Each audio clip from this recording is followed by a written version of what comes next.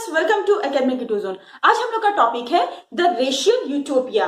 Racial का मतलब तो आप लोग समझ रहे होंगे, बट ये यूटोपिया क्या है और इसके अंदर आप लोगों को क्या पढ़ना है। तो डेफिनेटली लास्ट टॉपिक जो हम लोग पढ़े थे उसमें हम लोग ने जाना था कि किस तरह से जो नाजी है वो अपने डिजायर को फुलफिल करने में लग गए थे और किस तरह से वो कंप्लीट अपने जो एक रेशियल स्टेट फॉर्मेशन में लग गए थे। तो रेशियल कैसा उनको स्टेट चाहिए था जो प्योर नॉर्डिक आर्यन का हो। ठीक है, इसी रेशियल की बात करते हुए हम लोग आगे बढ़ते हैं और जानने की कोशिश करते हैं कि यूटोपिया क्या है। सबसे पहले हम लोग ये समझेंगे और यूटोपिया को एक परफेक्ट बनाने के लिए, एक रेशियल स्टेट बनाने के लिए नाजी ने और क्या क्या किया। तो first let us know about the meaning of utopia. तो यूटोपिया का मतलब है an imaginary place consider to be perfect and ideal. एक ऐसा प्लेस जो हम इमेजिन कर सकते हैं जो परफेक्ट हो, सिर्फ वैसे ही लोग हो जो चाहते हैं। ठीक है, तो यहाँ नाजी की बात को हम लोग जान रहे हैं। तो नाजी कैसे स्टेट चाहते थे जो प्योर नॉर्डिक आर्यन का हो। तो यहाँ पर utopia actually eight N imaginary place, एक ऐसा प्लेस जो एग्जैक्ट में नहीं है लेकिन वो वैसे स्टेट को फॉर्मेशन करना चाहते हैं, एक ऐसा जगह बनाना चाहते हैं, एक ऐसी कंट्री को देख रहे हैं जो कंप्लीटली जो है उनके डिजायर का हो, डिजायरेबल पीपल का हो। और उनके अकॉर्डिंग डिजायरेबल पीपल कौन थे? नॉर्डिक आर्यन। ठीक है, तो यहाँ पर अब क्या हो रहा था, लेट मी टेल यू कि लास्ट टाइम हम लोगों ने जाना था कि किस तरह जो जूस को मारा जा रहा था, जिप्सीज को मारा जा रहा था, जो अनडिजायरेबल थे यूथनेशिया प्रोग्राम के थ्रू उन्हें मारा जा रहा था, जो अनफिट थे, जो हेल्दी नहीं थे, फिजिकली अनफिट थे, उनको मारा जा रहा था। ठीक है, इसी चीज में यही प्रोसेस जो है अब और आगे बढ़ रहा था। तो during the second world war, जब सेकेंड वर्ल्ड वॉर चल रहा था, मैंने आपको बताया था कि ड्यूरिंग द पावर, जैसे पावर में आए थे उन्होंने अपने जो डिजायर था रेशियल स्टेट का उस पर काम करना तो शुरू कर दिया था। लेकिन जो मास मर्डर की अगर हम बात कर रहे हैं वो कब होना शुरू हो गया था? During the second world war. एक तरफ सेकेंड वर्ल्ड वॉर चल रहा था और दूसरी तरफ जर्मनी में ये क्या कहते हैं, जेनोसाइडल वॉर चल रहा था, लोगों को मारने का काम चल रहा था। ये written in your book genocidal war became the two sides of the same coin. War, यहाँ किस वॉर की बात हो रही है? सेकेंड वर्ल्ड वॉर की बात हो रही है। जेनोसाइड जो मास मर्डर की बात हो रही है, दैट मीन एक ही सिक्के के दो पहलू थे। दैट मीन एक तरफ तो वॉर हो रहा था, वर्ल्ड वॉर चल रहा था, लोग कंप्लीटली पूरी दुनिया जो है वर्ल्ड वॉर में इन्वॉल्व थी और यहाँ जर्मनी जो है वॉर में इन्वॉल्व था, शो कर रहा है कि वॉर में इन्वॉल्व है और वॉर के आड़ में, ठीक है, under the shadow of second world war वो अपनी डिजायर को जो है फुलफिल कर रहा था। And that was the genocide, mass killing of all undesirable. तो अनडिजायरेबल कौन था? लास्ट वीडियो में हम जान चुके थे, जिप्सीज थे, ज्यूज थे, ब्लैक्स थे, जो फिजिकली अनफिट थे, ये लोग जो है उनके अनडिजायरेबल लिस्ट में आते थे ना। अब क्या कर रहे थे, अब इस चीज को और कैसे प्रोसेस में ला रहे थे? तो ऑक्युपाइड पोलैंड वाज डिवाइडेड।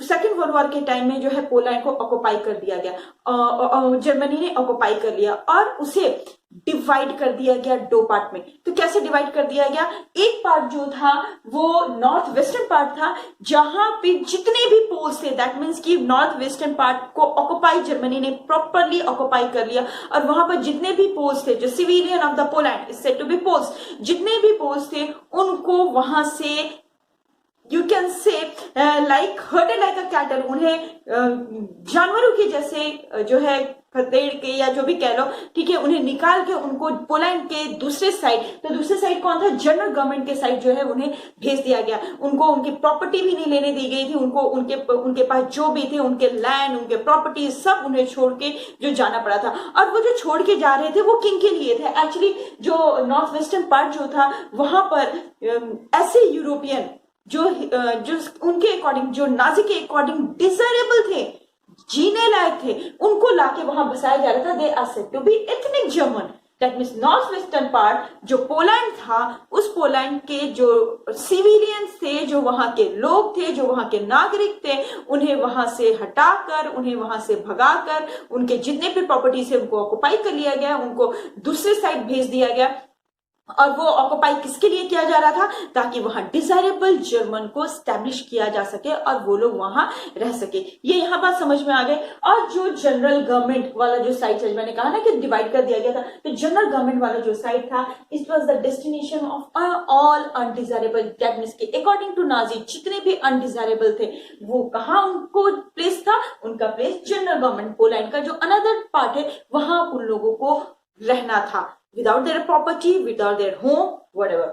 ठीक है, अब जो है यहां तक तो उन्होंने काम कर दिया। पोलैंड में जो है उन्होंने खाली करवा दिया, वहां पर लोगों को स्टनिश करना शुरू कर दिया। Now the murder of the Polish intelligentsia, इतना ही नहीं, मर्डर तो किया जा रहा था, प्रॉपर जो सिविलियंस थे उनको भी मारा जा रहा था। साथ ही साथ पोलैंड के जितने भी इंटेलिजेंसिया, मतलब क्या है, जितने भी इंटेलेक्चुअल लोग थे, इंटेलेक्चुअल कहते हैं ना, विद्वान पढ़े लिखे लोग जो थे, एक्चुअली क्या होता है ना कि ये जो विद्वान होते हैं, ये पढ़े लिखे लोग जो होते हैं, ये लोग क्या होता है, ये लोग रास्ता दिखाते हैं जो बहुत ज्यादा इंटेलिजेंट नहीं है। तो कोई तो समझा सकता है ना कि या आप ऐसा करो, हम लोग उसके अंदर दबेंगे नहीं, हमें निकल के आना है या उनसे लड़ना है। ये सारी चीजें जो है फ्रेंच रिवॉल्यूशन में हम लोग ने फिलोसफर्स के पॉइंट ऑफ व्यू से समझ गया होंगे कि अगर फ्रेंच रिवॉल्यूशन हुआ था तो कहीं ना कहीं उसके पीछे फिलोसफर्स का हाथ माना जाता है। जे रूसो की बात कर ले, जॉन लॉक की बात कर ले, तो उनका हाथ माना जाता है। कहीं ना कहीं इंटेलेक्चुअल जो है वर्क करता है।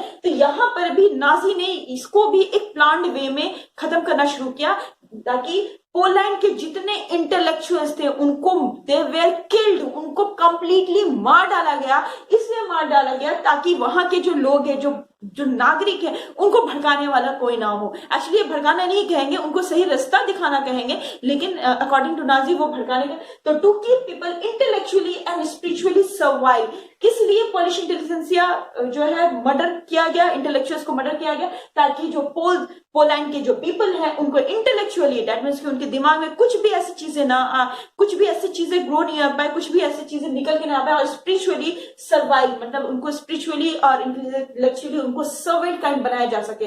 ठीक है, तो that was the process, that was the work of Nazi, जो वो लोग कर रहे थे अपने डिजायर को पूरा करने के लिए, अपने रेशियल स्टेट को फॉर्म करने के लिए। ये सारी चीजें चल रही थी। अब क्या हो रहा था, इतना ही में एंड अप नहीं हुआ। सिविलियन लोगों को उनके प्रॉपर्टी से हटाया गया, बहुत सारे लोगों को मारा गया, इंटेलेक्चुअल्स को मारा गया, ताकि कोई उनके अकॉर्डिंग आवाज ना उठा सके, और उनको बहुत आसानी से उनको सर्वेंट बनाया जा सके, माइंड से जो है जर्मनी का सर्वेंट बनाया जा सके। नॉट ओनली दैट, पोलैंड के ऐसे छोटे बच्चे which look like Nordic Aryan, जो देखने में नॉर्डिक आर्यन जैसे होते थे, they are been snatched from their mother, उनको उनकी मां से छीन लिया जाता था और उन्हें रेस एक्सपर्ट के पास भेज दिया जाता था। तो ये रेस एक्सपर्ट क्या करते थे, उन बच्चों को एग्जामिन करते थे। अगर एग्जामिन करके ये क्लियर हो जाता था कि हाँ ये देखने में या कंप्लीटली ये एक नॉर्डिक आर्यन ही जैसा दिखता है, तो उन्हें जर्मनी के आर्यन फैमिली में भेज दिया जाता था, वहां उनको ग्रो अप करने के लिए भेज दिया जाता था। और अगर वो रेशियल एक्सपर्ट्स के थ्रू जो है ये कह दिया जाता था कि no, it doesn't seems like वो नॉर्डिक आर्यन जैसे वो नहीं है, तो उनको कहां भी उनको ऑर्फनेज में भेज दिया जाता था, उन्हें अनाथालय भेज दिया जाता था, जहां मोस्ट ऑफ द बच्चे जो है वो मर जाते थे। ठीक है, तो यहाँ ये भी क्लियर है कि उन्होंने बच्चों को भी नहीं छोड़ा, बच्चों को भी एग्जामिन किया जाता था, उन्हें भी ऐसा किया जाता था कि वो बड़े होकर नॉर्डिक आर्यन अगर जैसे बनेंगे तो उनको जीने का अधिकार है, और अगर नहीं है तो they are also been perish, जहां उन्हें भी मर जाना चाहिए। तो ये सारी चीजें चल रही थी। नॉट ओनली दैट कि जितने जनरल गवर्नमेंट के एरिया में जितने लोगों को भेज दिया जा रहा था, वहां पर भी प्लानिंग के थ्रू जो है मास किलिंग किया जाता है। ये नहीं सोचिएगा कि ठीक है अनडिजायरेबल का डेस्टिनेशन जो है वो जनरल गवर्नमेंट वाला एरिया था तो वहां पर लोग जो है बहुत आराम से जी रहे थे, नहीं, it was not like that. बाद के समय में यहां पर भी मास किलिंग शुरू कर दी गई। ओके, तो आई थिंक ये वाले पॉइंट जो है समझ में आ गया होगा। रेशियल यूटोपिया, ऐसा इमेजिनरी रीजन जो वो लोग सोच रहे थे, स्टैब्लिश करने के लिए सोच रहे थे। तो किस तरह के इमेजिनरी की बात कर रही है, एक रेशियल जो है स्टेट फॉर्मेशन की बात हो रही है। इसके लिए this was the process was going on under the shadow of second world war. ठीक है, इससे रिलेटेड क्वेश्चन जो है आपको आपकी स्क्रीन में मिल जाएंगे। इसके बाद हम लोग एक नया सेक्शन शुरू करेंगे। Good bye.